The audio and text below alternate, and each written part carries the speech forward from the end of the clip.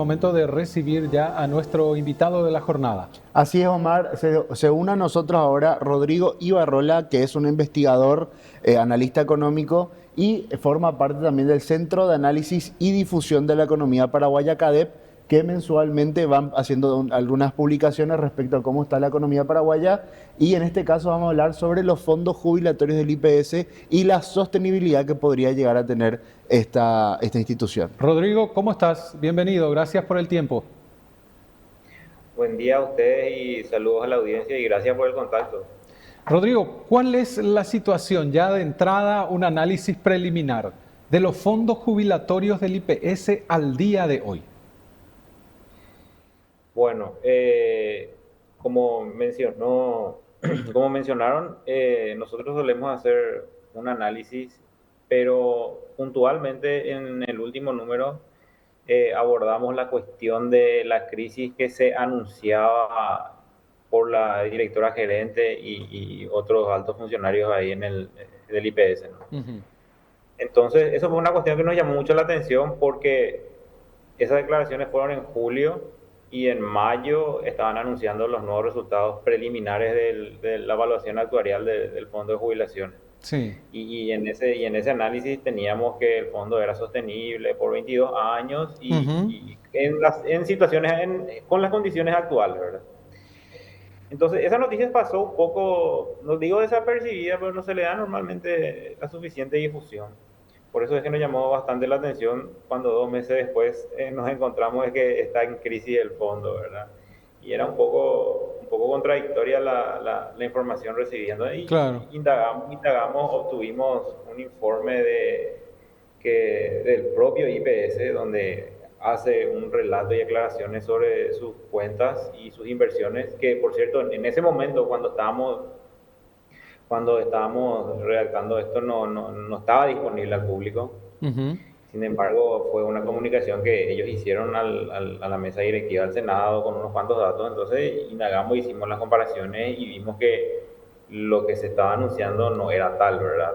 Ciertamente tienen algunos puntos flacos el fondo de jubilaciones, pero era verdad que el fondo tenía en las condiciones actuales, repito, Ujú. si nada cambia, una sostenibilidad de 22 años, ¿verdad? Sí. Entonces, ahí empezamos a analizar un poco qué es lo que pasaba más o menos, ¿verdad? Porque la información disponible no es demasiada, no es muy transparente ni muy intuitiva la información que se difunde en la página web. Al día de hoy difundieron un poco más de informaciones, tengo que admitir, pero tampoco es suficiente que nos permita, al menos a los que analizamos independientemente de esto, hacer una proyección así con mucha rigurosidad, de la misma manera que ellos tienen, porque tienen la información, tienen la cantidad de cotizantes, las variaciones, el cese que tienen, el periodo de cese que tienen los cotizantes y todas esas cuestiones que permiten hacer proyecciones de largo plazo. Ujú. No obstante, pudimos ver que la crisis no era tal y que, como dijo recién Halley, que le estuve escuchando, las tasas de rendimiento de los instrumentos de inversiones están aumentando cada tanto. Entonces, entendimos nosotros que habían otras cuestiones, habían Ujú. otros métodos para seguir financiando las necesidades que ellos iban teniendo, ¿verdad? Sí. Amén de que, según se ve en su balance, los ingresos por contribuciones sociales superan ampliamente lo que ellos tengan que gastar para los pasivos, ¿verdad? Para los jubilados. Ujú. Donde sí vimos que hay, y eso no incluimos en el informe, hay una pesada carga del gasto administrativo interno ahí la gestión del IPS. Entonces, preliminarmente ahí puede haber una ganancia de eficiencia, ¿verdad? De hecho, yo creo que la decisión de reducir la porción de fondos que van al fondo de administración y aumentar el fondo de salud responde a eso, ¿verdad? Hay ganancias que aprovechar en el fondo de administración y lo lanzaron al fondo de salud donde normalmente hay déficit. Entonces, vemos que ahí, como ya habíamos previsto, ahí se puede ver un poco de dónde ir financiando. Y luego ensayamos algunas como le decía, alternativas para poder darle más sostenibilidad a esos problemas que ellos tienen, ¿verdad? Porque tienen problemas de liquidez a mitad de mes y también, como siempre se menciona, la bonificación anual no está explícitamente financiada. Justamente mencionaste el tema de liquidez tipo a mitad de mes y es algo que ustedes mencionaban en el artículo, algo así como que el banco te exige que el dinero esté el 17, pero las empresas recién tienen que aportar a partir del 15, entonces como que genera a veces una incongruencia de que el IPS no cuenta con los fondos necesarios, ¿verdad? ¿Algo así era o cómo es eso? Sí, es así, así mismo, ¿verdad? Ellos tienen su disponibilidad, lo que está a la vista, y hacen una distribución de gastos que están comprometidos. Algunos tienen que ir al fondo, a previsiones. Parte de esa disponibilidad que está a la vista también se vuelve a reinvertir en las inversiones, ¿verdad? Ujú. Entonces queda el saldo muy pequeño que no cubre todo el gasto que tienen que hacer para los pasivos, ¿no? Para los beneficiarios pasivos. Entonces queda muy poco saldo y tienen que recurrir a utilizar la renta de las inversiones y eso. O sea, lo que ellos hacen es esa disponibilidad, invierten y la renta de lo ya invertido utilizan para cubrir ese agujero, ¿verdad? Ujú. Y financieramente, a lo mejor yo me imagino que ahí hay analistas muy avesados en esto. Y entonces creo que ha de ser por una cuestión de conveniencia financiera, ¿verdad? En el largo plazo. Reutilizar las rentas que obtuvieron a una tasa menor en estos gastos que necesitan ahora y reinvertir la disponibilidad en unas inversiones con una tasa mayor que le va a Ujú. dar retorno futuro más amplio, ¿verdad? Entonces, creo que responde a eso. No lo sabemos, ¿verdad? No lo Sí. sabemos, pero si es así, es financieramente correcto lo que están haciendo. Ahora, como te digo, no sabemos qué análisis hicieron y cómo van proyectando eso, ¿verdad? Ujú. Ahora, siempre se está hablando y los especialistas también advierten de la necesidad urgente de una reforma de la caja fiscal. Lo mismo pasa con el sistema de jubilación del IPS. ¿Es necesaria una reforma, Rodrigo? El IPS no está en la misma situación. El IPS tiene mayor solvencia, tiene un retorno en general del 6% en todas sus inversiones. Ujú. En todas sus inversiones me refiero a la disponibilidad, la inversión en dólar, en guaraníes, bonos, CDA, los préstamos que le dan a sus empleados, Sí. inclusive las inversiones inmobiliarias, esas son las que rinden más poco, ¿verdad? 0,63% más o menos de rendimiento es muy Ujú. bajo. Entonces, metiendo todo en una bolsa te da una rentabilidad promedio de 6%, ¿verdad? Pero por lo menos tiene rentabilidad. La caja Sí, la fiscal caja fiscal es no.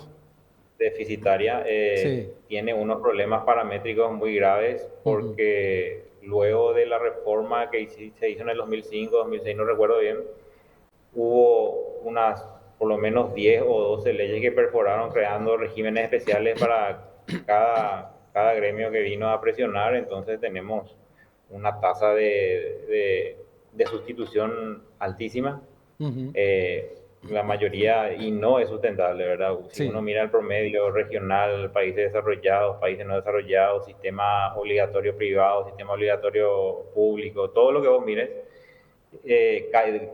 capitalización individual, lo que sea, ustedes van a ver que es muy raro que una tasa de sustitución supere el 60%, el 60% del salario del activo, ¿no? España está por el 80%, ¿verdad? Ujú. Pero es un valor atípico, un outlier de la muestra, ¿verdad? Y nosotros estamos en esos regímenes de la caja fiscal, muchos tienen, casi todos tienen el 100% o 90% de tasa de sustitución, ¿verdad? Sí. Sí. Para un público muy específico que encima otra vez se indexa, ¿verdad? Sí. Entonces, ese agujero va creciendo y va creciendo. La- Rodrigo, una consulta. El artículo, así como venimos hablando, habla de que el IPS tiene como una solvencia mínima si es que no se hace ningún tipo de ajuste de 22 años. O sea, como que en Sí, 22 años habría problemas. ¿Eso se debe también un sí. poco a la tendencia de nuestro bono demográfico o se debe a otros factores? Sí, todo influye, ¿verdad? Eh, Por ejemplo, ciertamente ese umbral disminuyó con relación al último informe, pero eso se debió no al haber mínimo jubilatorio establecido durante la administración de Bataglia, porque una de las cuestiones que habían mencionado es que esta crisis se aceleró por esas modificaciones que ellos hicieron, por el beneficio anual y por la modificación del haber mínimo jubilatorio del 50 por el 30%, creo que era al 75%. Y en realidad los que perciben el haber mínimo jubilatorio es una población muy ínfima. Mismo ahí yo menciono cuál es el impacto de $600.000 anuales, el impacto de haber modificado eso, ¿verdad? Entonces es ínfimo, eso no te va a llevar a la quiebra. Y además, esos factores ya estaban incluidas en la proyección anterior. No es que se hizo la proyección, aparecieron esos nuevos factores y luego el umbral retrocedió. No, no es así. En el anterior ya estaban incluidas esas modificaciones. Eso no es cierto que eso pasó después y que por eso vino la crisis. O disminuyó el tiempo de solvencia, ¿verdad? Eso pasó porque hubo una inflación y sabemos que muchos haberes jubilatorios tienen indexación con respecto a la inflación, ¿no? En el 21 la inflación fue muy alta, entonces elevó los haberes encima del umbral. Ujú. Pero también al elevar los haberes encima del umbral por la indexación del salario mínimo, también aumenta el aporte de las empresas. Y así vemos hoy, como dijo el doctor allí, que tenemos una recaudación récord y también tenemos una cantidad récord de cotizantes, que es normalmente lo usual. Y sobre este quiero hacer un comentario al margen, ¿verdad? Si uno mira la proyección de cotizantes, va a ver que todos los meses hay cotizantes récord, ¿verdad? Porque crece la población ocupada Claro. y en una proporción también crece vegetativamente la población cotizante, ¿verdad? Entonces, cada año va teniendo récords, ¿verdad? Así que tener 5 años tuviste 60 récords que se rompieron, más o menos, ¿verdad? Ujú. Entonces, anunciar eso mensualmente, no sé, me parece curioso, ¿verdad? Amén de eso, sí tenemos un problema demográfico. Estamos pasando ya, la edad promedio subió. No es lo mismo diseñar una caja con una población muy joven que mayoritariamente está activa para financiar pasivos una población más pequeña que en una población, una transición demográfica que estamos pasando ya a una edad más madura y en el día de mañana vamos a tener que sostener una población más amplia de personas que están en estado pasivo. Ujú. Eso es así, tiene su implicancia y todos esos factores están incluidos en las proyecciones, en los estudios actuariales, no es que no incluyen, ¿verdad? Y la longevidad de las personas también se va ampliando, Ah, Rodrigo. totalmente, Mm. totalmente. Si vos te jubilás a los 60, 65 y la esperanza es 10 años más, y ni hablar de Sí. las mujeres, 15 años más en promedio, ¿verdad? Ujú. Y digo en promedio porque si ustedes segmentan por nivel de ingreso, van a ver que a medida que el nivel de ingreso es más, la longevidad es más amplia, ¿verdad? Sí. Entonces, y cuando hablamos de IPS, hablamos de personas que medianamente tienen un empleo formal y probablemente tengan mayores ingresos que el resto, ¿verdad? De la población que se dedica a la actividad informal. Ujú. Entonces, la longevidad aumenta bastante en este nicho. Por eso te preguntaba anteriormente lo de la modificación, si era o no necesaria, por aquella fórmula que siempre vemos incluso a nivel mundial. Aumento en edad de trabajo, es decir, de actividad por un lado, o aumento en el porcentaje de aporte también. Entonces, no sé si es la fórmula correcta o la que se podría aplicar, pero a eso casi siempre se recurre. Por eso te consultaba si era necesaria una reforma del fondo jubilatorio para darle mayor sostenibilidad de la que tiene al sistema. Sí, eso sería ideal, eso sería lo ideal. Hay que tener en cuenta que cuando se diseñó esto, la esperanza de vida era mucho más baja. Sí, No sé decirte cuánto, pero con seguridad era menor a 60 años, ¿verdad? claro. Y ahora estamos en los 70, 71 en promedio. Entonces, se rediseñan esas cuestiones y sí o sí, por eso es que derivan siempre en ese tipo de modificaciones. En algún Ujú. momento vamos a llegar a eso, ¿verdad? Entiendo yo que el gobierno no quiere entrar en esa discusión porque no es un Claro. problema de corto plazo. Sí, Crear un frente de conflicto más, no están viendo como algo muy atractivo, entonces están dejando de sí. De hecho, el ministro de Economía, cuando le consultaron eso, cuando fue a presentar su proyecto en la bicameral, mencionó que eso no era algo que le preocupe y que tiene ujú, sostenibilidad y no se va a discutir en el corto plazo, ¿verdad? O sí, sea, le bajó el precio, por decirlo así, a esos anuncios que sus propios funcionarios habían hecho meses antes. sí. O lo tiró para adelante, ¿verdad? Sí. Sí, tiró para adelante. Rodrigo, y una consulta, ¿cómo está el tema acá de la jubilación privada en Paraguay o es algo que todavía no se implementa? Porque quizás, por ejemplo, me pasa a mí que en 22 años yo creo que ya estaría en edad de jubilarme, entonces digo, justo a mí me chocaría con ese tema de la solvencia, entonces opto por una jubilación privada. ¿Cómo está ese tema acá en Paraguay? ¿Hay una reglamentación, es una posibilidad o algo que todavía no se desarrolló mucho en este país? Y mira, yo no tengo mucha información sobre la jubilación privada, te soy honesto. Pero en lo que pude ver de las estadísticas, es muy ínfima la jubilación privada, Ujú, no, sí. no supera un dígito lo que tienen, aportan a caja privada.